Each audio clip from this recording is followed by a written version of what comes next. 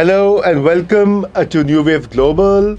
And today we shall be looking at the news of the day, of the week, the most critical thing. What is Iran going to do after US strikes on Iranian nuclear sites? The Middle East is bracing for impact. After these strikes, President Trump ordered a bombing campaign, as you remember, on Iran's nuclear facilities 2 days ago, a move that could trigger the region's next war. And with key nuclear sites destroyed, well, according to the US government, but there are mixed views on that. Iran says they moved the uranium before they struck. And the top commanders having been killed by Israel. The big question now is, how will Iran retaliate? Will it strike US forces in the region or risk everything by blocking global oil routes? Let's break down what's happened so far and what's likely to come next.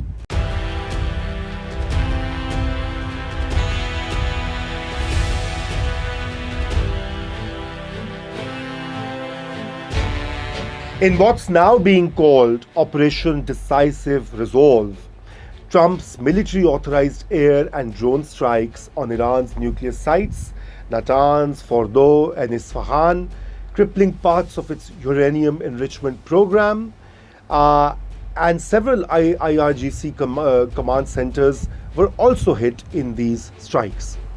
President Trump described the operation as a final warning, stating Iran must, I quote, never be allowed to develop nuclear weapons, unquote. But Tehran sees this as a full-blown act of war. And according to some, rightly so. And that's where the real dilemma that Iran faces now is at play. So what has been Iran's response so far? The Iranian government has vowed revenge. Ayatollah Khamenei condemned the strikes as cowardly aggression, while the IRGC commanders promised retaliation within days. And then you have seen there have been protests, there have been funeral processions for commanders, several statements and commentary, which is pretty rhetorical. And it's a country now besieged and in a state of war. And the state media outlets are openly discussing missile strikes on US bases, cyber attacks, and disrupting the oil flows through the Strait of Hormuz. Now, Strait of Hormuz is Iran's trump card. Why is this strait so important? Why is this route so important? The Strait of Hormuz is one of the world's most critical shipping lanes. Roughly 20% of global oil passes through here. If Iran moves to block it, even partially, it could spike oil prices and trigger a severe global economic crisis. I mean, there have been oil crises and, in the 70s, in the 80s, earlier. But that will also invite massive US naval response if this happens. Trump has already warned against any disruption. And then we come to the real subject, big subject under discussion, which is the US military bases in the region. So there are more than 30 US military installations in striking range of Iran, from Iraq, Syria to Qatar, Bahrain and Kuwait. These bases house tens of thousands of American troops, some say over 40,000, and they're all now on high alert. The US intelligence believes Iran could launch missile or drone strikes within the next 48 hours. So, what are Iran's options? How might it strike back? I mean, let's take a quick view on that. I mean, enumerate them actually. So, the first could be the direct missile attacks on US or allied bases, number one. Number two, proxy attacks via militias in Iraq, Syria, or Lebanon.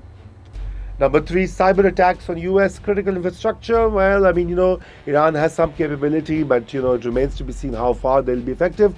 Number four, naval skirmishes in the Gulf. But then the US Navy is pretty dominant. 5, possibly wait and respond asymmetrically over time via proxies. Here's the bind. Iran has vowed revenge. Doing nothing could damage its domestic and regional credibility. People are going to be up in arms against the regime. Overreacting could provoke a devastating counterattack, noting that the United States is world's biggest and strongest military, and there's a second front with Israel. Those attacks are still continuing, attacks and counterattacks. Now, for years, Iran has projected strength and resistance. But now, with its nuclear program damaged, we still don't know how much, and its top brass targeted and under threat in bunkers, Tehran faces a painful choice: strike and risk annihilation, or restrain itself and look weak in the eyes of its public and regional allies. This is the paradox of revolutionary rhetoric meeting geopolitical reality, especially when the opponent is President Trump, someone known to escalate rather than back down. So, which leads us to the next question: what could happen next? So, let's look at a few possible scenarios for the days ahead. Scenario 1 could be Iran hits a US base in Iraq or Syria next door in the geographical proximity. The US responds with targeted airstrikes.